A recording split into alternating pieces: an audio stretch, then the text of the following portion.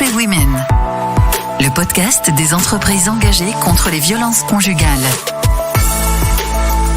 Bonjour et bienvenue dans notre émission 1-3 Women, le podcast des entreprises engagées contre les violences conjugales. Un podcast du réseau 1-3 Women à l'occasion de la 21e journée internationale de la lutte contre les violences faites aux femmes. 1-3 Women, une femme sur trois. C'est d'une part une statistique effrayante et d'autre part le nom d'un réseau puissant. La statistique, c'est qu'une femme sur trois dans le monde a subi des violences physiques et ou sexuelles à un moment donné de sa vie.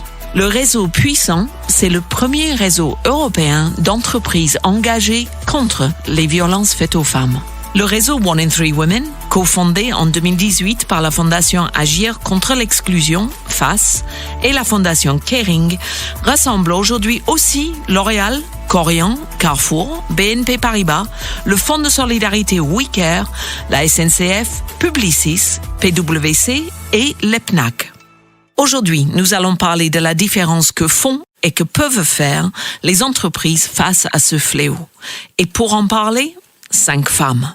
Laurence Streeck, déléguée générale de la Fondation FACE. Bonjour. Bonjour. Céline Bonner, déléguée générale de la Fondation Kering. Bonjour. Bonjour. Margaret Johnston-Clark, directrice internationale diversité et inclusion du groupe L'Oréal. Bonjour Margaret. Bonjour. Mathilde Tabary, directrice relations sociales Europe et engagement collaborateur de Korian. Bonjour. Bonjour. Et Caroline Courtin, responsable diversité et inclusion de BNP Paribas. Bonjour Caroline. Bonjour. Dans l'émission d'aujourd'hui, on va d'abord découvrir 1-3 Women et la raison d'être du réseau. Ensuite, nous parlerons du confinement et des outils pour accompagner les femmes face aux violences dans ce contexte si particulier.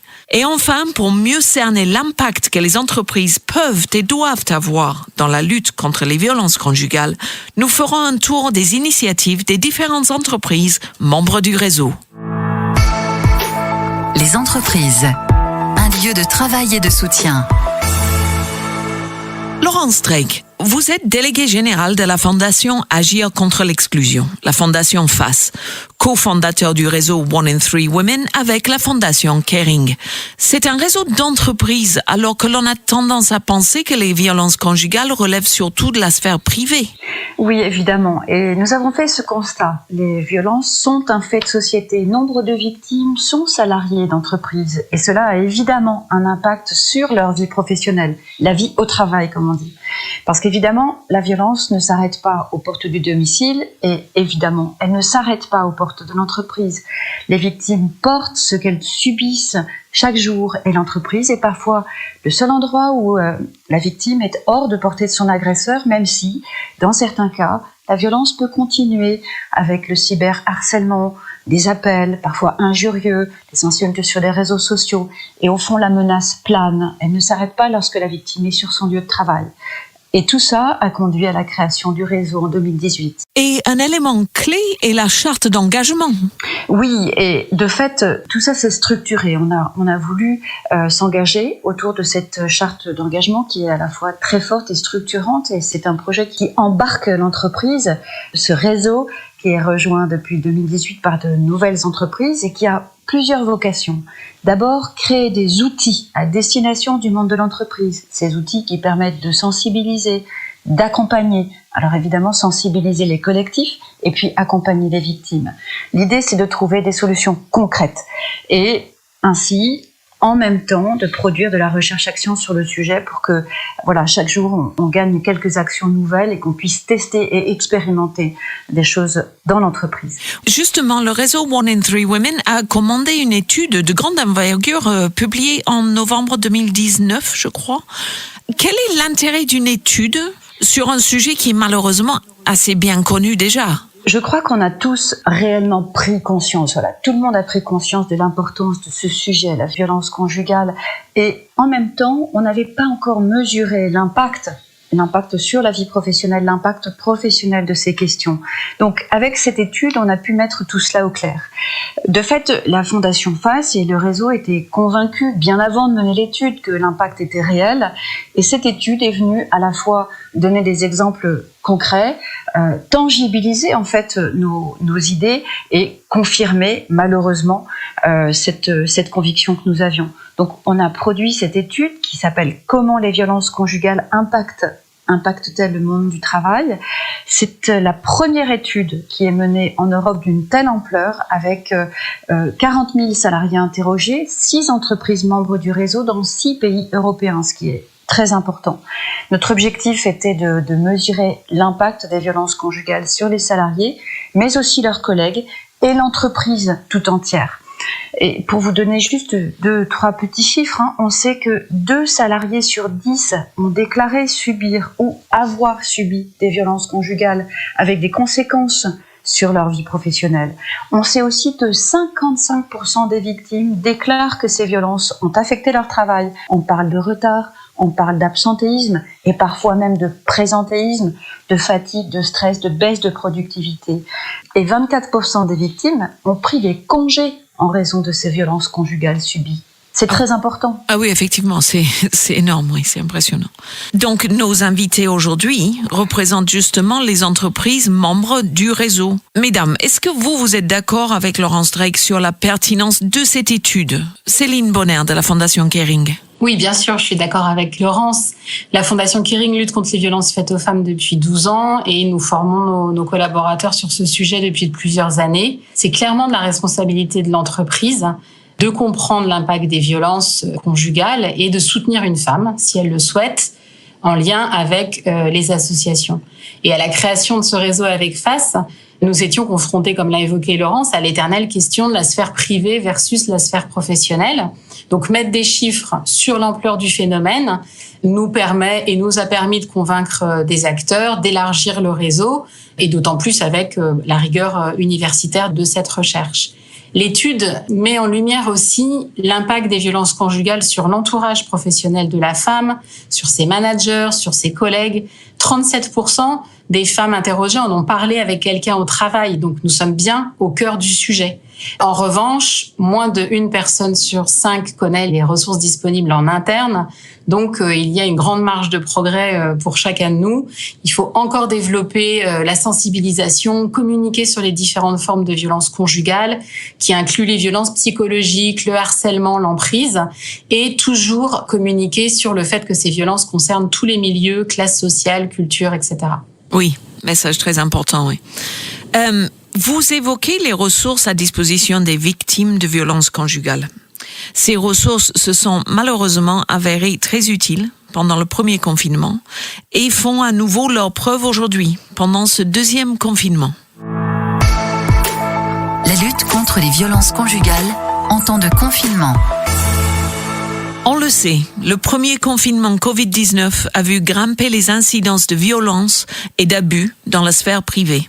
On craint fort qu'il n'en soit de même pour ce deuxième confinement. Mais il existe déjà de nouveaux outils, une nouvelle conscience, qui vont certainement, sinon éliminer le phénomène, au moins le diminuer.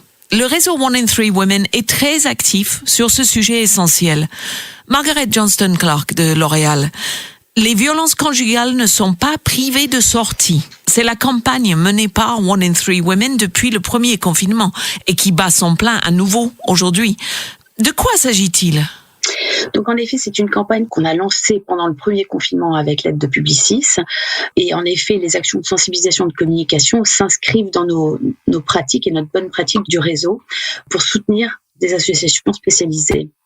Je tiens juste à rappeler que les entreprises n'ont pas vocation à prendre en charge les victimes, mais plutôt à les orienter et à les mettre en relation avec les associations spécialisées.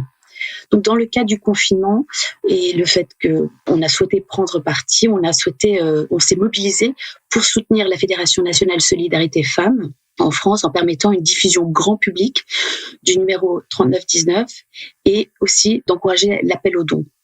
Cette campagne, on l'a faite évidemment de manière digitale, on l'a faite aussi à la radio et on l'a faite après le 11 mai dans les métros parisiens pendant le déconfinement. Oui, d'accord, cette campagne dans le métro parisien, tout à fait. Et ce numéro, le 3919, concrètement, c'est une ligne d'écoute ? Oui, absolument. Le 3919 est en effet une ligne d'écoute nationale qui est destinée aux femmes victimes de violences, mais aussi à leur entourage et aux professionnels concernés. Donc c'est un appel anonyme et gratuit qui existe depuis des années et qui est vraiment très important. Et on ne numérote que 3919 sur son téléphone. Absolument. Merci beaucoup. Mathilde Tabary, vous avez eu des éléments chiffrés sur les incidences de violences conjugales pendant le premier confinement, je crois. Oui, effectivement, dans le cadre de nos échanges en fait avec la Fédération nationale Solidarité Femmes, pendant la période de déconfinement, donc on a échangé donc avec eux et si vous voulez, on a quand même vu apparaître une augmentation des appels entrants en provenance des femmes victimes de violences de 196% pendant ce premier confinement, ce qui a fait passer le nombre d'appels de 250 par jour à 1200. Donc c'est énorme. 73 associations ont dû prêter main forte pour répondre à ces appels. Donc la situation est réellement très très critique. Pour pallier tout cela, les associations ont un véritable besoin de dons pour accompagner, héberger les victimes. Et c'est dans cette optique en fait que le réseau One in Three Women a choisi de relancer la campagne auprès de la FNSF et avec le soutien financier des entreprises membres. D'accord. Et est-ce qu'on a déjà des chiffres sur ce deuxième confinement qui est en cours en France? Non, pas encore à ma connaissance, mais bon, on peut malheureusement imaginer que la situation soit encore difficile et d'où l'importance de venir prêter main forte aux associations. Tout à fait. Merci Mathilde. En plus de cette action commune, les entreprises se sont engagées en direction de leurs salariés. Caroline Courtin, BNP Paribas, a mis en place plusieurs dispositifs, je crois. Eh bien oui, d'abord dans cette période critique, nous avons très concrètement constaté deux choses. L'aggravation de situations de violence existantes, mais aussi l'émergence de nouvelles situations de violence. Et si nous avons pu faire ce constat, c'est que au-delà des dispositifs qui étaient déjà en place, les actions dont je vais parler ont permis de garder le contact pour pouvoir être au courant des difficultés et soutenir les victimes malgré leur isolement. Comme les autres entreprises du réseau, nous avons d'abord renforcé et multiplié les messages, soit par mail ou via notre intranet, des messages qui ont été envoyés à l'ensemble des collaborateurs, mais aussi à différents niveaux de management. Nous avons aussi renouvelé des campagnes de sensibilisation pour rappeler, comme on l'a dit un petit peu avant, quels étaient les moyens de contact au sein de l'entreprise pour les victimes. Et puis sur le terrain, nous avons ouvert une plateforme d'écoute et de soutien 7 jours sur 7, 24 heures sur 24 et effectué des dons financiers à des associations pour les soutenir, des associations dédiées qui en avaient bien besoin. Très bien, très bien. Et quand vous parlez de nouvelles situations de violence, c'est-à-dire des gens qui n'étaient pas violents auparavant, qui ont exprimé cette violence pour la première fois pendant le confinement ? En fait, souvent, les victimes arrivent par de l'éloignement à calmer des situations de violence. Elles arrivent parce qu'elles sortent, parce qu'elles arrivent à éteindre finalement ces situations. Or, pendant le confinement, lorsque la violence monte, il est plus compliqué de s'en extraire. Et donc, effectivement, il y a eu dans les statistiques, dans nos statistiques internes et dans les statistiques aussi externes, des montées de violence qui n'arrivaient pas à être contenues. Oui, je vois. Bon, mais ça fait du bien de savoir que l'on peut faire la différence en ces temps où on se sent tous un peu moralement démunis face à la situation sanitaire, n'est-ce pas? Mais One in Three Women cherche justement à faire la différence depuis sa fondation. Des actions concrètes. Le cœur du mode opératoire du réseau One in Three Women, c'est le partage de bonnes pratiques, l'intelligence collective qui nous fait avancer tous. Céline Bonner. Oui, c'était clairement notre objectif à la création de ce réseau et c'est sa véritable force. One in Three Women est composé de différentes entreprises, des tailles, des horizons, des secteurs divers. Donc il y a une vraie complémentarité entre les membres du réseau et ça nous permet de se challenger pour mieux accompagner les salariés. Donc lorsqu'on échange, chaque entreprise vient avec ses problématiques, parfois dans des problématiques dans des pays différents et nous trouvons des solutions ensemble. Il est à noter aussi que nous avons une écoute attentive des associations spécialisées.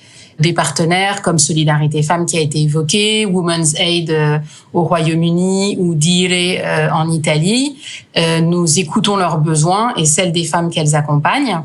Et enfin, ce réseau One in Three Women et nos réunions permettent aussi de gagner en visibilité pour porter notre sujet dans d'autres sphères, comme par exemple récemment à l'OIT qui a d'ailleurs créé une nouvelle loi en juin 2019. Nous avons aussi parlé ensemble à un événement de l'OCDE l'année dernière sur les violences faites aux femmes. Oui, donc une vraie complémentarité.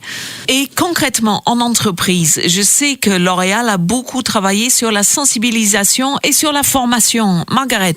Oui, en effet, c'est comme ça qu'on a commencé. Nous, on a démarré cette initiative en 2018 et on a souhaité aussi montrer l'exemple en interne, comme l'avait fait la Fondation Kering depuis des années. C'était de commencer par former ses collaborateurs et ses collaboratrices pour faire connaître ce sujet, pour déconstruire un certain nombre d'idées préconçues qu'on peut avoir sur les violences conjugales. Par exemple, le fait que les violences conjugales touchent tous les milieux sociaux et toutes les catégories socio-professionnelles, mais aussi pour donner des insights et des informations sur quel type de réponse à apporter. Un des chiffres intéressants que l'on a partagé, c'était le fait que 67% des victimes pensent qu'il n'est pas approprié de parler de violences conjugales subies sur le lieu de travail. Et on a pu décortiquer ce chiffre et en parler avec les collaborateurs parce que c'est lié au stigma, à la peur, à la honte, au fait de craindre justement que ça peut affecter leur perspective de carrière. Donc, il y a eu tout un travail sur comment casser ces idées préconçues et lever le tabou. Donc, engager une discussion. Ça fait partie des conversations que nous, on appelle en interne des conversations courageuses à avoir. Et qui est aussi une clé à avoir un environnement de travail vraiment inclusif et sécure pour que les collaborateurs aussi puissent déclarer leur situation si besoin et demander de l'aide. Oui. Au-delà, après, il y avait eu l'étude, en effet, 2019, auquel on a contribué, que Laurence a évoqué au début, et qui a montré que les violences conjugales ne s'arrêtent pas, justement, aux portes du domicile, mais, comme elle le précisait, et c'est important de le réitérer ici, se manifestent dans la vie professionnelle, dans la vie au bureau, via des emails, des SMS ou des appels téléphoniques. Donc, nous, on a vraiment souhaité contribuer à la création de ces supports de communication que Caroline parlait tout à l'heure, des affiches de sensibilisation, créer des guides à destination de nos collaborateurs, mais aussi chacune d'entre nous a pu partager des bonnes pratiques comme le podcast de la BNP Paribas, la campagne Love is not abuse de Saint-Laurent-Beauté chez L'Oréal ou la campagne de You are not alone de la Fondation Kering. Alors malgré tout, les victimes restent nombreuses et les mesures d'accompagnement et d'écoute sont parmi les plus essentielles dans l'urgence. Caroline Courtin, quel soutien apportent les différentes entreprises du réseau à ce niveau-là? Et d'ailleurs, plus largement, quel soutien apportent-elles au niveau des ressources humaines? Alors, au-delà des mesures de formation et de sensibilisation dont a parlé Margaret et qui sont particulièrement utiles et importantes, je voudrais citer peut-être des actions à 3 niveaux. Alors, le premier niveau est celui du cadre. Plusieurs entreprises du réseau ont intégré le sujet des violences conjugales et intrafamiliales dans leurs accords d'entreprise ou aussi dans leur politique RH. Le deuxième niveau, il est celui de l'action et donc des process que peuvent déployer les services de ressources humaines qui peuvent être adaptés.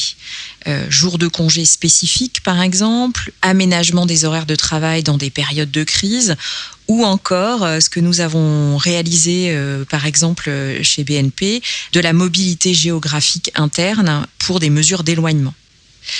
Et puis, le troisième niveau est celui du soutien. Celui du soutien qui passe d'abord par une vigilance de tous les acteurs, RH, mais aussi managers et collègues, pour détecter les signaux faibles, les retards, les difficultés de concentration, les absences, et d'enclencher ensuite des ressources essentielles, soit en interne quand on en a la possibilité, ce sont les services par exemple de santé au travail, les médecins, les infirmières, mais aussi les réseaux d'assistants et d'assistantes sociales qui accompagnent au quotidien des collaborateurs face à des difficultés. Mais ça peut être aussi des ressources externes, que ce soit des professionnels de santé ou bien des associations. Et peut-être le soutien le plus concret qu'il soit reste le logement d'urgence, dont l'obtention est souvent un véritable parcours du combattant pour les femmes victimes de violences. Les entreprises du réseau One in Three Women sont également présentes sur ce terrain-là. Mathilde Tabary, en quoi les entreprises peuvent aider dans ces situations dramatiques? Oui, l'accès au logement, c'est une question centrale pour effectivement la protection des femmes victimes de violences. On a entendu qu'en Île-de-France, il faut à peu près 3 ans en moyenne pour obtenir un logement. Et même si les femmes victimes de violences bénéficient d'un critère d'urgence, l'accès au logement demeure très long.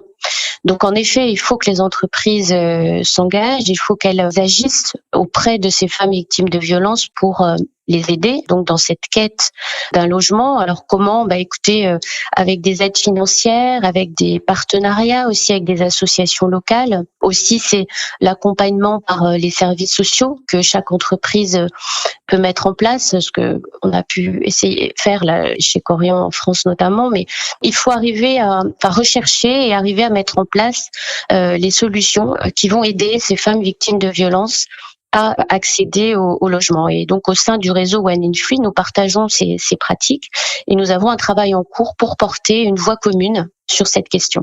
Merci à toutes. On voit que les bonnes pratiques s'inventent puis se partagent. Et plus le réseau One in Three Women grandit, plus ces engagements porteront leurs fruits en sortant nos consoeurs et collègues de ces situations terribles. Engagez-vous. Et c'est fini pour cette émission One in Three Women, le podcast des entreprises engagées contre les violences conjugales. Mesdames, vous avez des mots de la fin peut-être pour nos auditeurs. Margaret? Oui, absolument. Je souhaiterais vraiment dire que les entreprises peuvent faire la différence, doivent faire la différence et sont absolument aujourd'hui, il est impératif qu'elles s'engagent sur ce sujet si fondamental. Tout à fait, merci. Et Laurence? Évidemment, je ne peux que rejoindre Margaret et juste dire et souligner que bien sûr, nous avons déjà avancé, nous avons déjà lancé les premiers projets, créé ce magnifique projet et aussi créé les conditions du meilleur accompagnement dans l'entreprise. Maintenant, il y a d'autres sujets, par exemple la réinsertion socio-économique des femmes victimes de violences qui va nous occuper. Tout à fait, un grand sujet. Céline, quelque chose à ajouter? Oui, je pense que la prochaine étape du réseau One in Three Women, c'est son internationalisation. Les violences faites aux femmes ne connaissent pas de frontières, donc nous allons poursuivre notre engagement dans un certain nombre de pays communs pour continuer notre travail de prévention et de soutien de nos collaboratrices. Eh oui, une mission on ne peut plus importante. Mathilde? Oui, écoutez, je pense qu'il est absolument nécessaire de se regrouper en fait avec d'autres entreprises, des associations pour trouver les solutions à ce fléau et le réseau One in Three permet cela et c'est par ailleurs la seule initiative quand même à mon sens au niveau européen. Et on voit combien, dans nos échanges, aussi bien en interne qu'avec les autres entreprises, combien cette problématique dépasse les frontières et concerne les autres pays comme l'Espagne, l'Italie, etc. Donc, en un mot, je dis aux autres entreprises, rejoignez-nous. Caroline? Peut-être clarifier un point avant de vous quitter qui me semble important, c'est que l'entreprise ne doit pas traiter ce problème toute seule et elle ne le peut pas d'ailleurs. En fait, tout ça, c'est un travail collectif qui implique beaucoup d'acteurs et l'entreprise, elle en est un maillon essentiel de cette chaîne et je pense que c'est comme ça qu'il faut penser nos actions. Tout à fait, oui, cette notion de complémentarité qui est sortie très fortement de notre émission aujourd'hui. Merci mesdames. Et pour rejoindre le réseau, pour vous mobiliser ou simplement pour vous renseigner davantage, rendez-vous sur le site internet de la Fondation Agir contre l'exclusion, www.fondationface.org. Je répète, www.fondationface.org. De la part de toutes les femmes ici aujourd'hui, à toutes les femmes et à tous les hommes qui nous écoutent, merci. Ensemble, agissons contre les violences conjugales.